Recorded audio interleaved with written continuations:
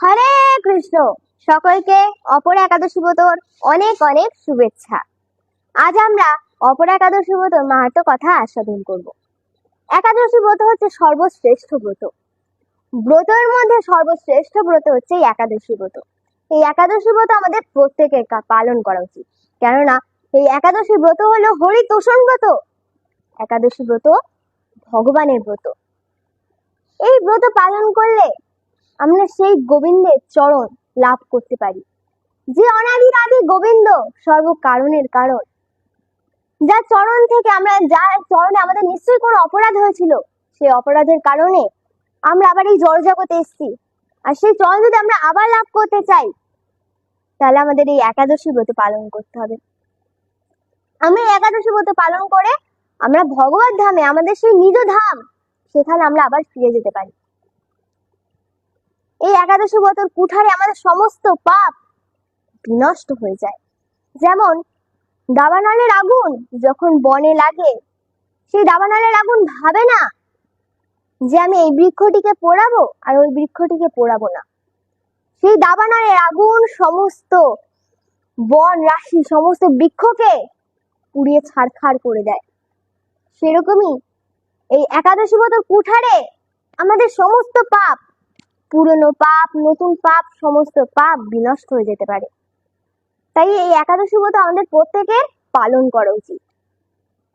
একাদশী ব্রত যেহেতু হরিতোষণ ব্রত, এই ব্রতের দিন আমাদের প্রত্যেকের বেশি বেশি করে ভগবানের নাম জপ করা উচিত, ভগবানের পাঠ শ্রবণ করা উচিত, ভগবানের ভজন কীর্তন করা উচিত। এইভাবে পুরো দিনটাকে ভগবানের প্রতি পুরো নিয়োজিত করে দিতে হবে। ভগবানের সেবা করব, ভগবানকে শৃঙ্গার করব, ভগবানের অভিষেক করাবো, এইভাবে ভগবানের সেবা করবো। আজকে পুরো নিজের দিনটাকে ভগবানের সেবায় লাগিয়ে দেবো।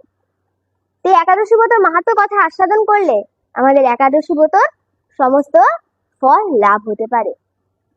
আমরা প্রত্যেকে এই একাদশী ব্রত মনোযোগ সহকারে অন্তর থেকে পালন করব।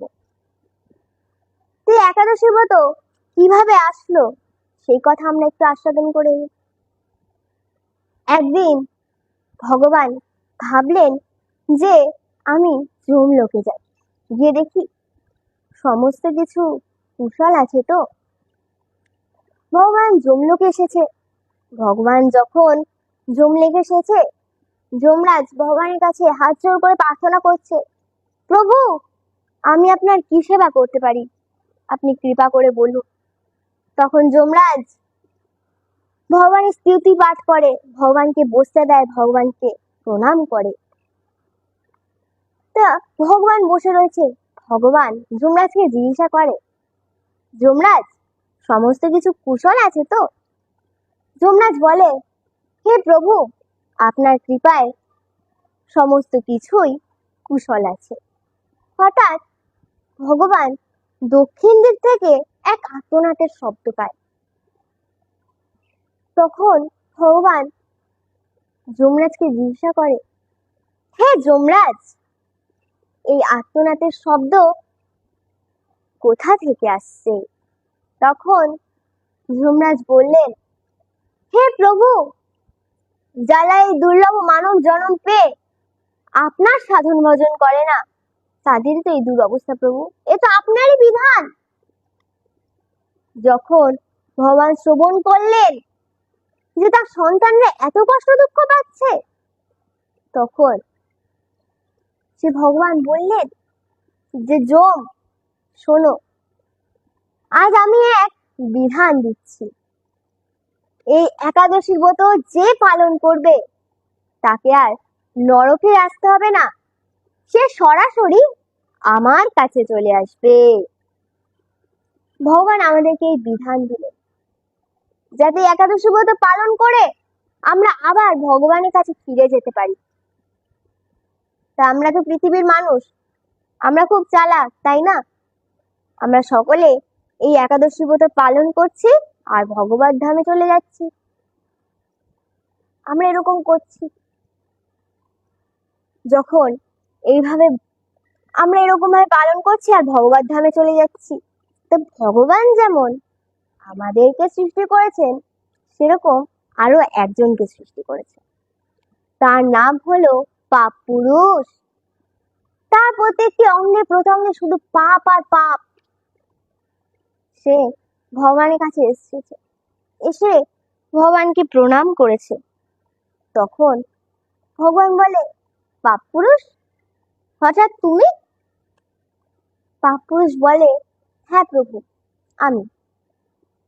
প্রভু, আপনি যেমন পৃথিবীর মানুষকে সৃষ্টি করেছেন, সেরকম তো আপনি আমাকেও সৃষ্টি করেছেন। তখন ভগবান বলছে, হ্যাঁ, আমি তো তোমাকেও সৃষ্টি করেছি।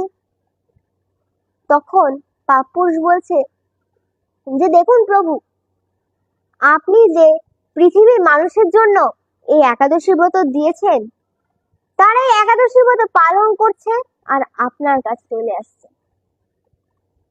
আমার আশ্রয় আর কেউ নেই প্রভু।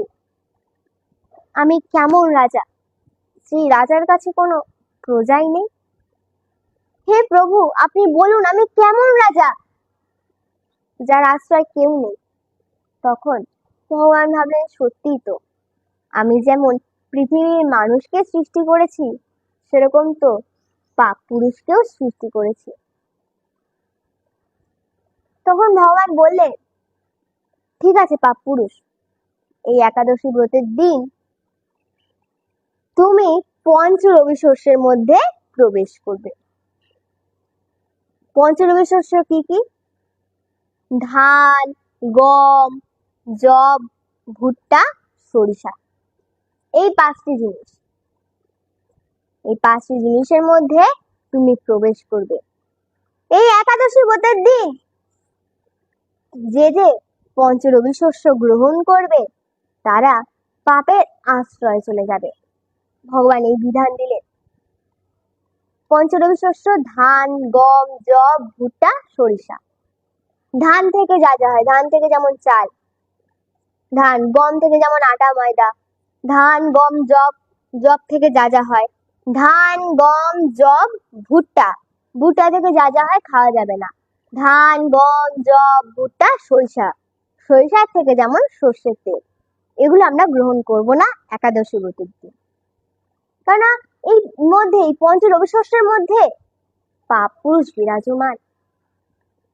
আমরা যদি একাদশী ব্রতের দিন পঞ্চরবি শস্য গ্রহণ করি, তাহলে আমরা পাপের আশ্রয় চলে যাব।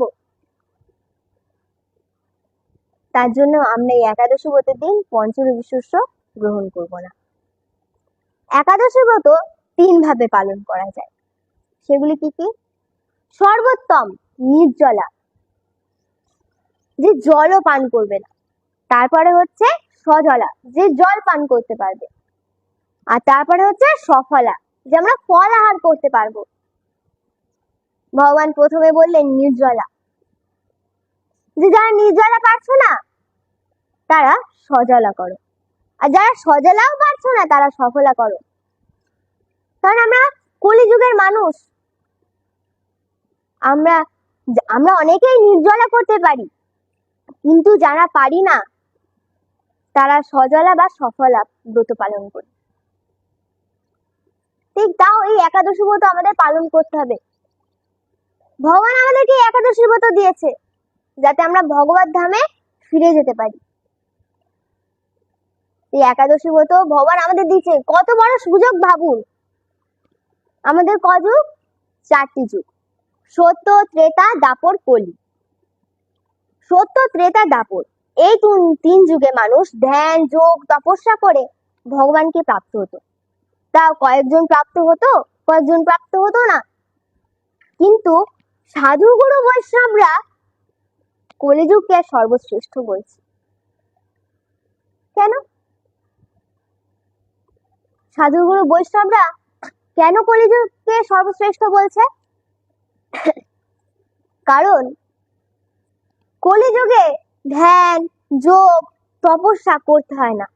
কেননা কলিযুগের মানুষের স্বল্প আয়ু, সুমন্দ ভাগ্য। আমাদের 100 বছর আয়ু, এর মধ্যে আমরা কি ধ্যান যোগ করব? তার জন্য এই একাদশী ব্রত, এই হরিনাম ভগবান আমাদের জন্য দিয়েছে। আমরা এই হরিনাম করে, এই একাদশী ব্রত পালন করে ভগবত ধামে চলে যেতে পারি। তাই এই কলিযুগে হচ্ছে সব থেকে সহজ উপায় ভগবানকে লাভ করার, কিন্তু তাও আমরা এই একাদশী ব্রত পালন করছি না। দেখুন ভগবান আমাদেরকে কত সুযোগ দিচ্ছে। তা আমরা একটু এখন কথা আস্বাদন করব। তা ভগবান একদিন নারদ মুনিকে বলে, নারদ, তুমি পৃথিবীতে গিয়ে বলো যে ভগবান আজকে সুযোগ দিয়েছে যে যে বৈকুণ্ঠে আসতে চায় আজকে তোমার সাথে যেন সকলে চলে আসে। তুমি দেখবে যে কতজন আসে তোমার সাথে। নারদ বলে কি হ্যাঁ ঠিক আছে, তাহলে আমি যাই। নারদ মুনি গিয়ে একজন ব্রাহ্মণের কাছে গেছে, ঋষিমুনির কাছে। সে ভগবানের সাধন ভজন করছে, ভগবানের পূজা অর্চনা করছে। নারদ মুনিকে দেখে সে নারদ মুনিকে প্রণাম করেছে। তো নারদ মুনিকে যখন প্রণাম করেছে, নারদ মুনি বলছে যে আজকে ভগবান সকলের জন্য একটি বড় সুযোগ দিয়েছে, তুমি কি আমার সাথে যাবে বৈকুণ্ঠে? আজকে যে যে আমার সাথে বৈকুণ্ঠে যেতে চায় অবশ্যই ভগবান আজকে সকলকে বৈকুণ্ঠে যেতে দেবে, সকলে বৈকুণ্ঠে আজকে প্রাপ্ত হবে। তা শুনে সে ব্রাহ্মণ বলছে যে আমি একা কেন বৈকুণ্ঠে যাব, আমার সমস্ত গ্রামবাসীরা যাবে, আমি একা কেন যাব? তখন নারদ মুনি বলে যে ঠিক আছে, তাহলে সকলকে বলো। তখন সেই ব্রাহ্মণ সকলকে বলে যে যাবে বৈকুণ্ঠে? হ্যাঁ, সকলে বলে হ্যাঁ, আমরা সকলে যাব। যে অনাদির আদি গোবিন্দ, সর্ব কারণের কারণ, সেই অনাদির আদি ভগবান, তার চরণ আমরা লাভ, কত সৌভাগ্য। তা নারদ মুনির সঙ্গে সকলে চলে এসেছে, সকলে যাচ্ছে নারদ মুনির সাথে। তো নারদ মুনি যখন যাচ্ছে, যেতে যেতে একটা পাহাড়ে এসছে। তো সেই পাহাড়টা রূপোর। তো সকলে সেই রূপোর পাহাড় দেখে ভাবছে কি, মা দেখো রূপোর পাহাড়। কয়েকজন ওখানে থেকে যায়। তারপরে আরেকটু এগিয়ে সোনার পাহাড়। সেই সোনার পাহাড়ে সোনা দেখে কয়েকজন সেই সোনা আঁকড়ে ধরে ওখানেই থেকে যায়। আর তারপরে মণিমাণিক্যর পাহাড়, সে মণিমাণিক্য দেখে কয়েকজন সে ওখানেই থেকে যায়।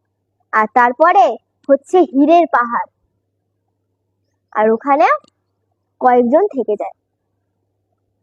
তখন নারদমুনি যখন বৈকুণ্ঠে গেছে, তখন নারদমুনি যখন পিছনে তাকাইছে, দেখছে কেউ নেই, সে ব্রাহ্মণ নেই, ব্রাহ্মণও চলে গেছে। তারপরে আমাদের অবস্থা এখন এরকম হয়েছে। ভগবান আমাদের সুযোগ দিচ্ছে, কিন্তু আমরা সেই সুযোগের সৎ ব্যবহার করছি না। ভগবান আমাদের সুযোগ দিচ্ছে যে তোমরা একাদশী ব্রত পালন করো, হরিনাম করো, তোমরা আমাদের কাছে চলে আসো। ভগবান আমাদের এত বড় সুযোগ দিচ্ছে, কিন্তু তা আমরা একাদশী ব্রত পালন করছি না। 8 থেকে 80 প্রত্যেকেরই এই একাদশী ব্রত পালনীয়। একাদশী ব্রত না পালন করলে কি হবে আমাদের? একাদশী ব্রত তাই আমাদের প্রত্যেকের পালন করা উচিত। আমরা প্রত্যেকে একাদশী ব্রত মনোযোগ সহকারে পালন করব। এখন আমরা অপর একাদশী ব্রতর মাহাত্ম্য কথা আস্বাদন করব। তা চলুন একাদশী ব্রতের মাহাত্ম্য কথা আমরা এখন আস্বাদন করি। অপর একাদশী ব্রত। মহারাজ যুধিষ্ঠির শ্রীকৃষ্ণকে বললেন, হে কৃষ্ণ, জ্যৈষ্ঠ মাসের কৃষ্ণপক্ষিয়া একাদশীর নাম কি এবং তার মাহাত্ম্যই বা কি? আমি শুনতে ইচ্ছা করি, আপনি অনুগ্রহ করে তা বর্ণনা করুন। শ্রীকৃষ্ণ বললেন, হে মহারাজ, মানুষের মঙ্গলের জন্য আপনি খুব ভালো প্রশ্ন করেছেন। বহু পুণ্য প্রদানকারী, মহাপাপ বিনাশকারী ও পুত্র দানকারী এই একাদশী অপরা নামে খ্যাত। এই ব্রত পালনকারী ব্যক্তি জগতে প্রসিদ্ধি লাভ করে। ব্রহ্ম হত্যা, গো হত্যা, ভ্রূণ হত্যা, পরনিন্দা, পরস্ত্রীগমন, মিথ্যা ভাষণ প্রভৃতি গুরুতর পাপ এই ব্রত পালনে নষ্ট হয়ে যায়। তাহলে ভাবতে পারছেন আমাদের কত পাপ এই অপর একাদশী ব্রত পালন করলে নষ্ট হয়ে যাবে। যারা মিথ্যা সাক্ষ্যদান করে, ওজন বিষয়ে ছলনা করে, শাস্ত্রের মিথ্যা ব্যাখ্যা প্রদান করে, জ্যোতিষের মিথ্যা গণনা ও মিথ্যা চিকিৎসায় রত থাকে, তারা সকলেই নরক যাতনা ভোগ করে। এই সমস্ত ব্যক্তিরাও যদি এই ব্রত পালন করে তবে তারা সমস্ত পাপ থেকে মুক্ত হয়। ক্ষত্রিয় যদি স্বধর্ম ত্যাগ করে যুদ্ধক্ষেত্র থেকে পালিয়ে যায় তবে সে ঘোরতর নরকগামী হয়, কিন্তু সেও এই ব্রত পালনে মুক্ত হয়ে স্বর্গগতি লাভ করতে পারে। কত সুন্দর, আমাদের কত সৌভাগ্য, আমরা এই একাদশী ব্রত পালন করে আমরা ভগবত ধামে চলে যেতে পারবো, আমাদের কত পাপ থেকে আমরা মুক্ত হতে পারবো।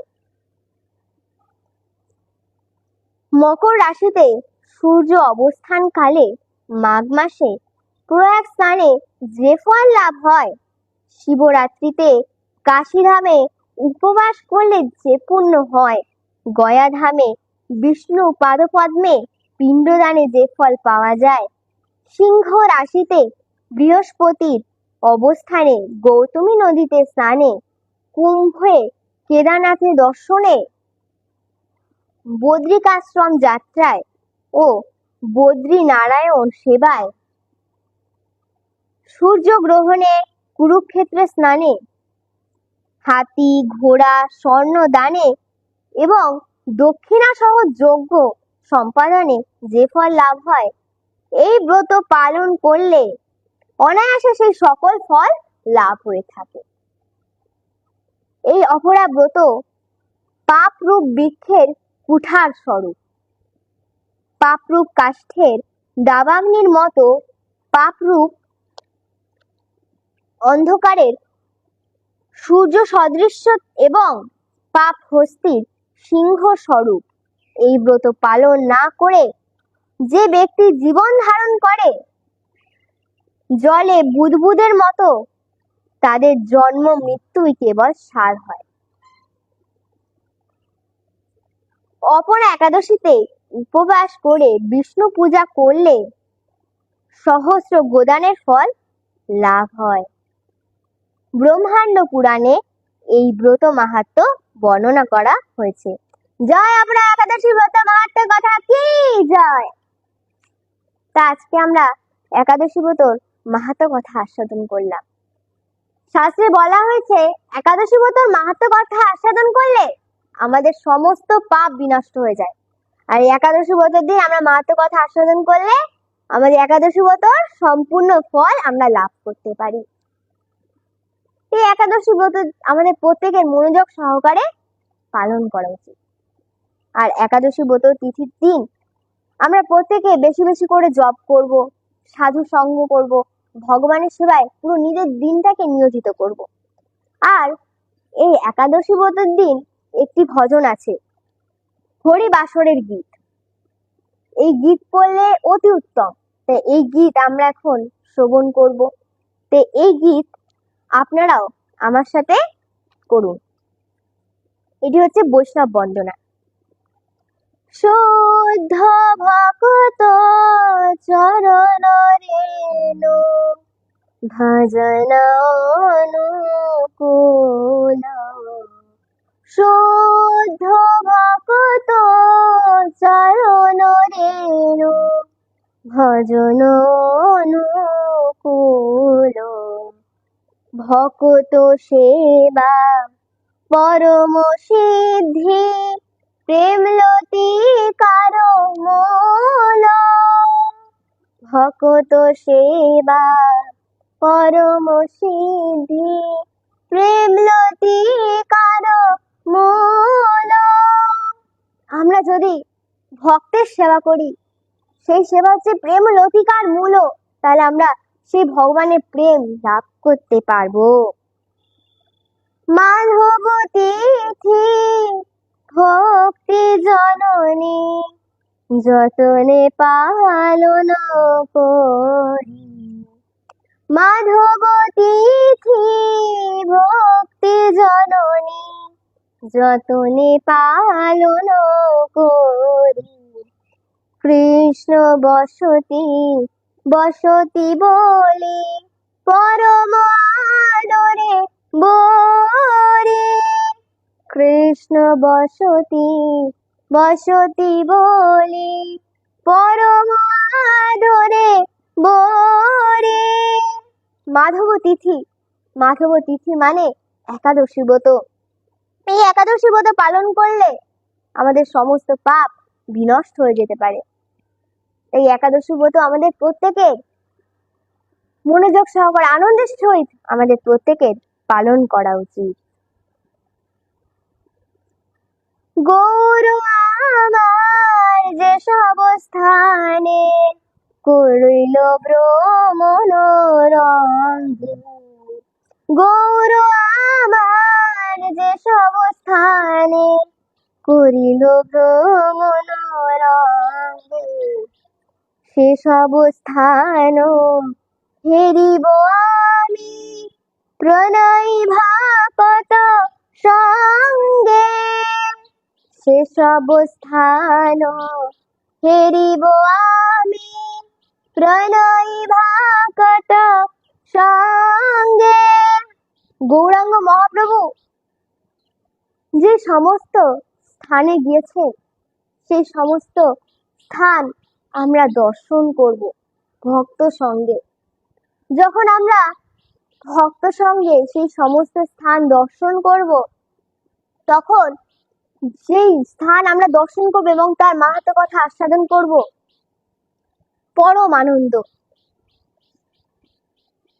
মৃদঙ্গ বাদ শুনিতে মন অবসর সদা যাচ্ছে। মৃদঙ্গ বাদ শুনিতে মন অবসর সদা যাচ্ছে। গৌরবিহিত কীর্তন শুনি আনন্দের হৃদয় নাচে।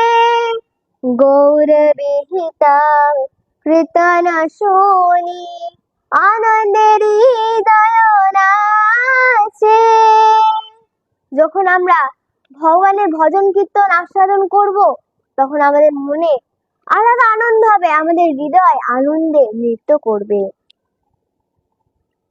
যুগল মূর্তি দেখিয়া মোর পরম আনন্দ হয়। যুগল মূর্তি দেখিয়া মোর পরম আনন্দ হয়। প্রসাদ সেবা করিতে হয় সকল প্রপঞ্চ যায়। প্রসাদ সেবা করিতে হয় সকল প্রপঞ্চ যায়। যুগল মূর্তি অর্থাৎ রাধা মাধবের মূর্তি যখন বিগ্রহ যখন আমরা দর্শন করব, তখন আমাদের মনে পরম আনন্দ হবে। প্রসাদ সেবা করিতে হয় সকল প্রপঞ্চ জয়। আমরা যখন প্রসাদ সেবা করব, তখন আমাদের সকল প্রপঞ্চ আমরা জয় করতে পারবো। যেদিন গৃহে ভজন দেখি গৃহেতে গোলক ভাই। যেদিন গৃহে ভজন দেখি গৃহেতে গোলক ভাই। চরণ সিধু দেখিয়া গঙ্গা সুখ না সীমা পায়। চরণ সিধু দেখিয়া গঙ্গা সুখ না সীমা পায়।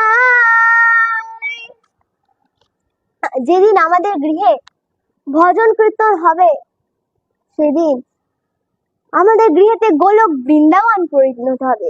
গোলক বৃন্দাবন কোথায় আপনারা বলুন? গোলক বৃন্দাবন কোথায়? আমাদের গৃহেতেই আমরা গোলক বৃন্দাবন পরিণত করতে পারি।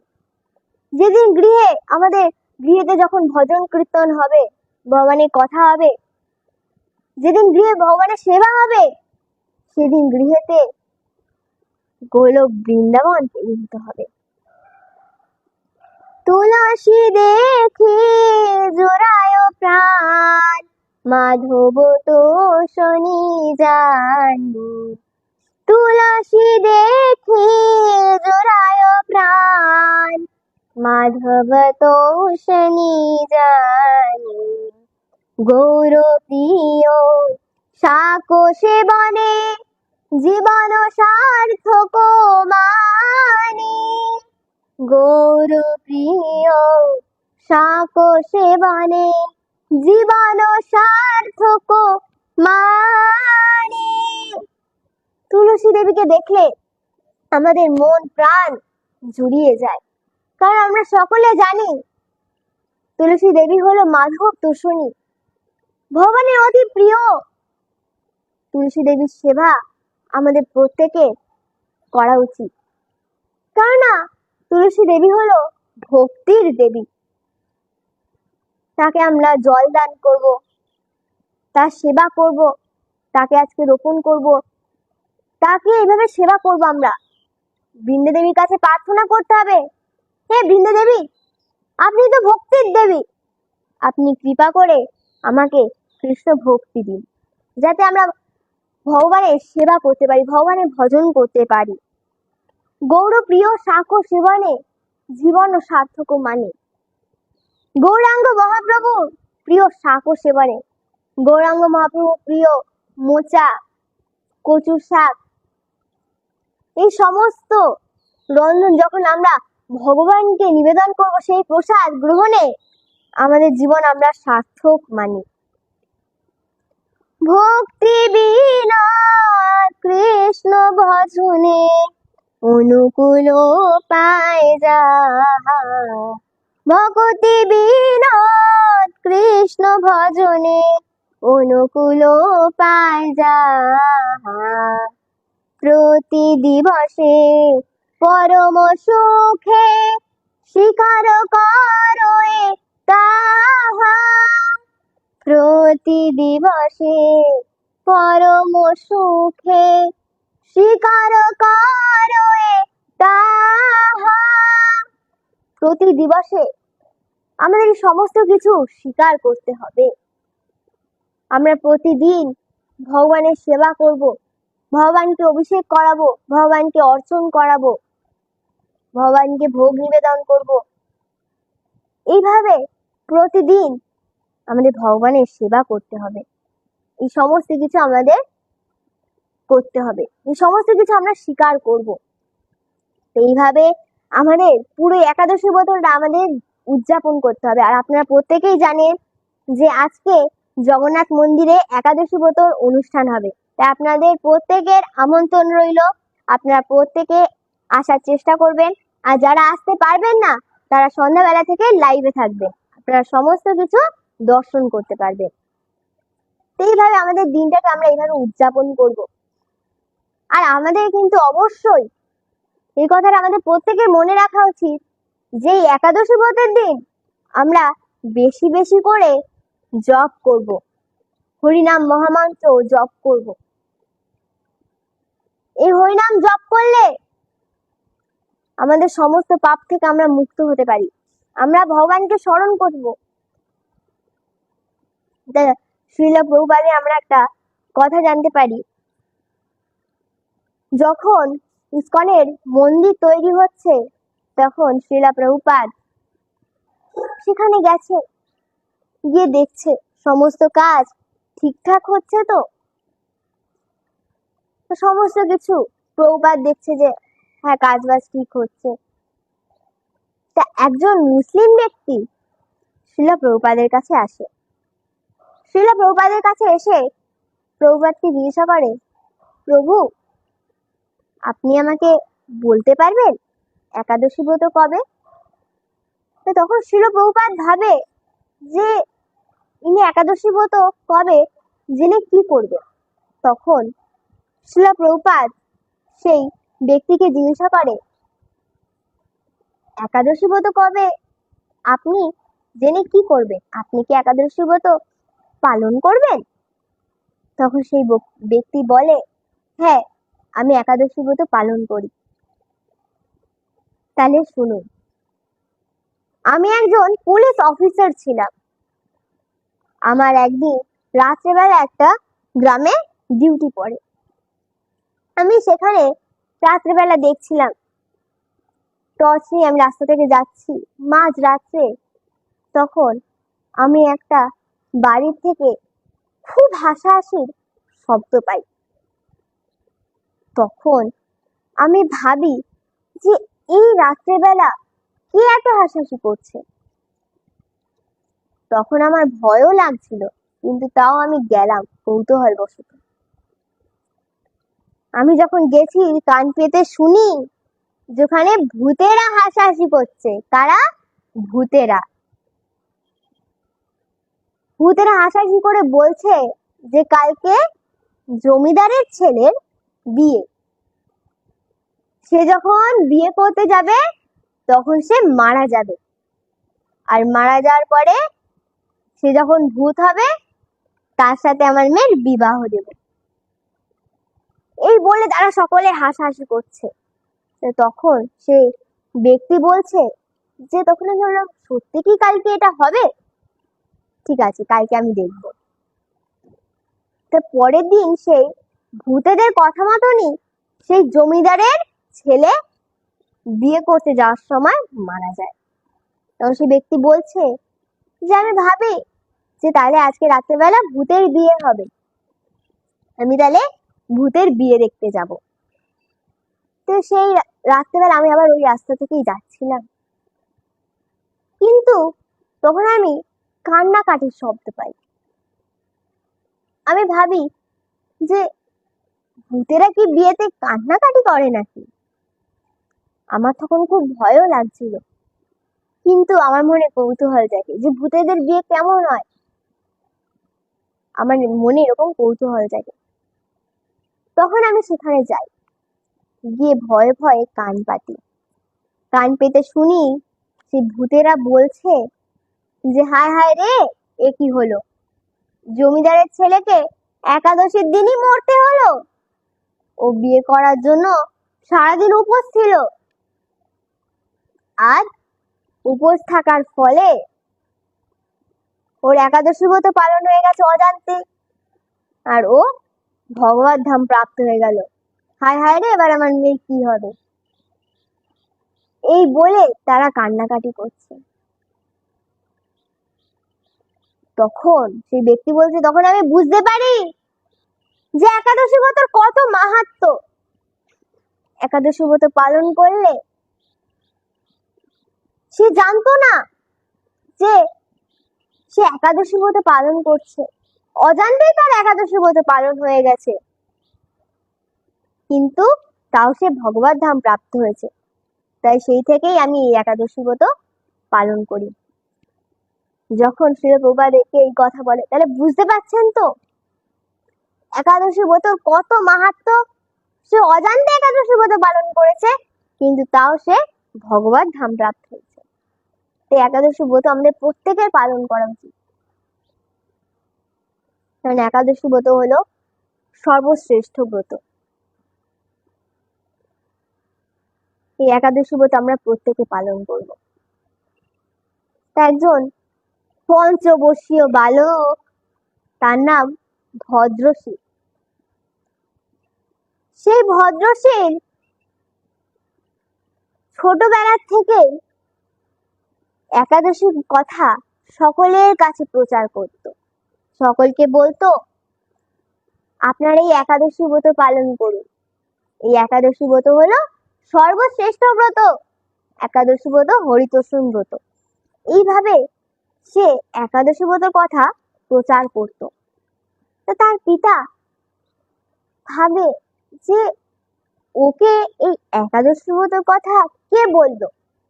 স্বাভাবিক এই প্রশ্নটা মনে জাগবে, ওকে একাদশী ব্রতের কথা কে বললো।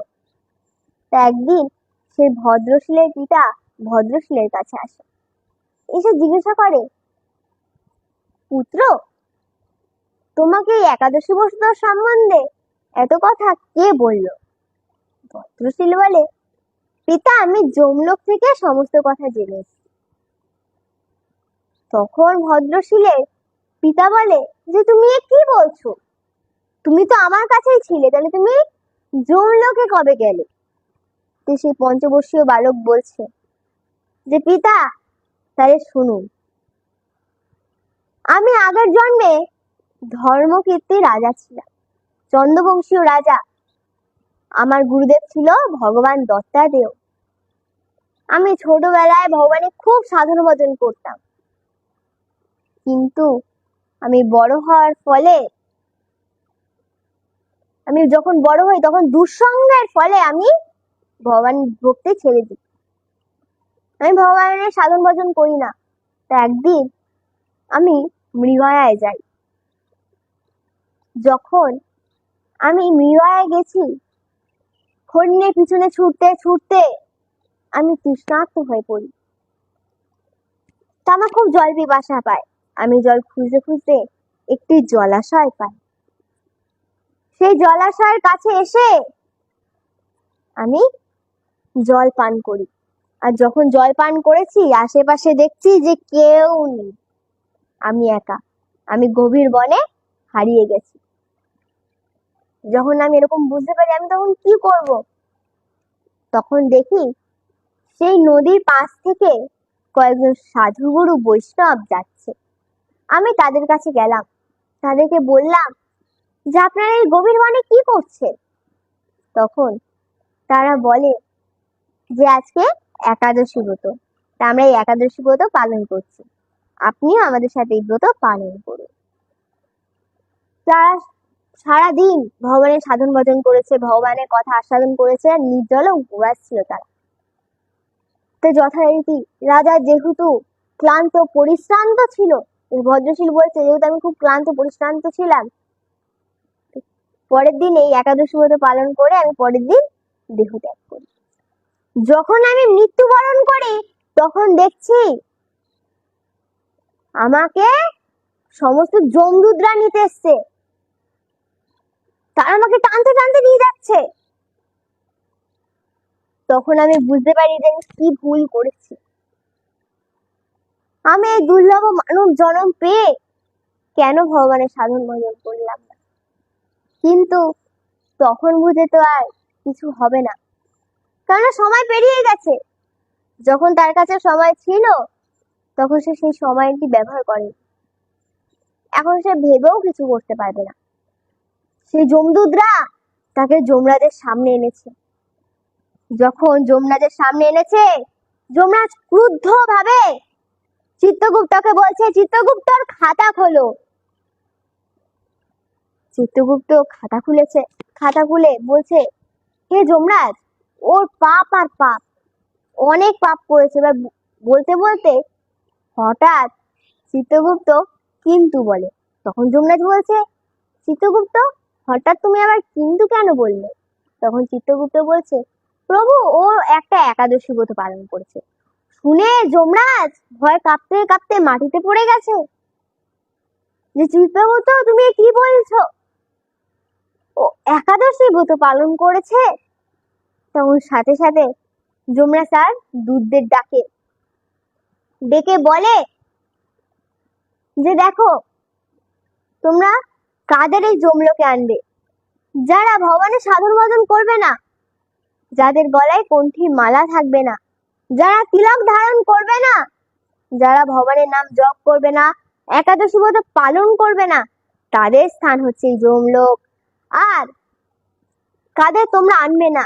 যারা ভগবানের সাধন ভজন করে, যাদের গলায় কণ্ঠী মালা আছে, যাদের কপালে তিলক আছে, যারা হরিনাম জপ করে, একাদশী ব্রত পালন করে, তাদের স্থান এই যমলোকে নয়, তাদের স্থান তো ভগবত ধাম। তো সেই রাজা সে তখন বলছে ভদ্রশীল যে আমি তখন এই কথাগুলো শ্রবণ করি, তারপরে আমি স্বর্গ সুখ ভোগ করে আমি এই মানব জন্ম পেয়েছি। ভাবতে পারছেন এই একাদশী ব্রত কত মাহাত্ম্য? এই একাদশী ব্রত পালন করলে আমাদের সমস্ত পাপ বিনষ্ট হয়ে যেতে পারে। তো এই একাদশী ব্রত আমরা প্রত্যেকে পালন করব। আর আমরা প্রত্যেকে বেশি বেশি করে হরিনাম করব। তো দেখুন হরিনামের কত মাহাত্ম্য, যে হরিনাম করে প্রেত জনি থেকেও প্রাপ্ত হয়ে যাচ্ছে। ভাগবত কথা আমরা আস্বাদন করেছি যে প্রেত জনি থেকে কে মুক্ত লাভ করেছিল? ধুন্ধুকারী। কিন্তু এই হরিনাম করে প্রেত জনি থেকে একজন মুক্ত হয়েছিল। তো শিল প্রভুপাদ যে এই কথা থেকে আমরা শিল প্রভুপাদের কাছ থেকে আমরা জানতে পারি। তো শিল প্রভুপাদ একটা জমিদার বাড়ির খোঁজ পেয়েছিল। কয়েকজন তাকে বলে, তো শিল প্রভুপাদ তার গুরুদেব সরস্বতী গোস্বামী ঠাকুর প্রভুপাদের কথা অনুসারে সে শাস্ত্র গ্রন্থ লিখছে।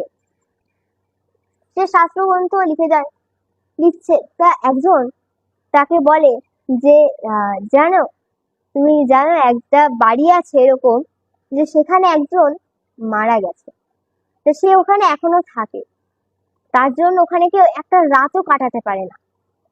তখন শ্রীলা প্রভুপাদ ভাবে যে ঠিক আছে, আমি ওখানে গিয়ে থাকবো। তখন তারা বলে যে যেও না, তুমি ওখানে গিয়ে থাকতে পারবে না। কিন্তু তাও সে যায়।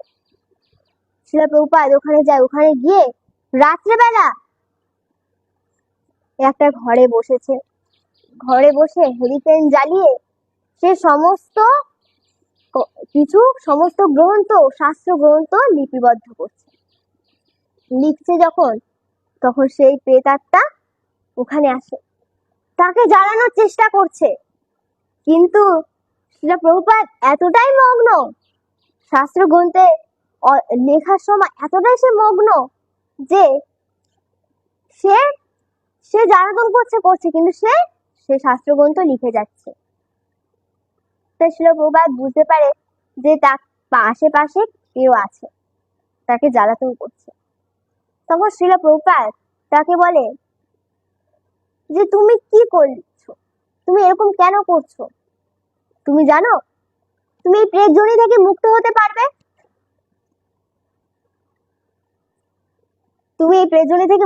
পারবে? তুমি আমার সাথে হরিনাম উচ্চারণ করো। তখন শ্রীল প্রভুপাদ বলে, হরে কৃষ্ণ কৃষ্ণ কৃষ্ণ হরে হরে, হরে রাম রাম রাম হরে হরে। এই হরিনাম করো। কিন্তু শ্রীল প্রভুপাদ তখন বুঝতে পারে যে সে কথা বলতে পারে না। তখন শ্রীল প্রভুপাদ বলে, তুমি তো কথা বলতে পারো না, আমি হরিনাম করছি, তুমি মন প্রাণ দিয়ে হরিনাম আস্বাদন করো। তখন শ্রীল প্রভুপাদ বলতে থাকে, হরে কৃষ্ণ কৃষ্ণ কৃষ্ণ হরে হরে, হরে রাম রাম রাম হরে হরে, হরে কৃষ্ণ কৃষ্ণ কৃষ্ণ হরে হরে, হরে রাম রাম রাম হরে হরে, হরে কৃষ্ণ কৃষ্ণ কৃষ্ণ হরে হরে, হরে রাম রাম রাম হরে হরে। যখন শ্রীল প্রভুপাদ এইভাবে তাকে শ্রবণ করিয়েছে, তো সেই প্রেতাত্মা কথা বলছে। সে একজন জমিদার ছিল। সে তার রূপে এসে শ্রীল প্রভুপাদকে প্রণাম করে এবং বলে, আপনার কৃপায় আজকে আমি এই প্রেত রূপ থেকে আমি এখন মুক্তি লাভ করেছি, আপনাকে আমার অনেক অনেক ধন্যবাদ রইল। তাহলে বুঝতে পারছেন আপনারা যে এই হরিনামের এই একাদশী ব্রত কত মাহাত্ম্য। তাই আমরা প্রত্যেকে বেশি বেশি করে হরিনাম করব, একাদশী ব্রত পালন করব, এইভাবে পুরো দিনটাকে আমরা উদযাপন করব। তা আজকে লাইভটিকে আমরা এখানে বিশ্রাম রাখছি। আর যারা আজকে জগন্নাথ মন্দিরে আসতে পারবেন না, তারা অবশ্যই সন্ধ্যা 6টার থেকে আপনারা লাইভে থাকবেন। তাই আজকে আমরা লাইভটিকে আমরা এখানে বিশ্রাম রাখছি। হরে কৃষ্ণ হরি বল, জয় জগন্নাথ কি জয়, জয় একাদশী ব্রত কি জয়, হরে কৃষ্ণ হরি বল।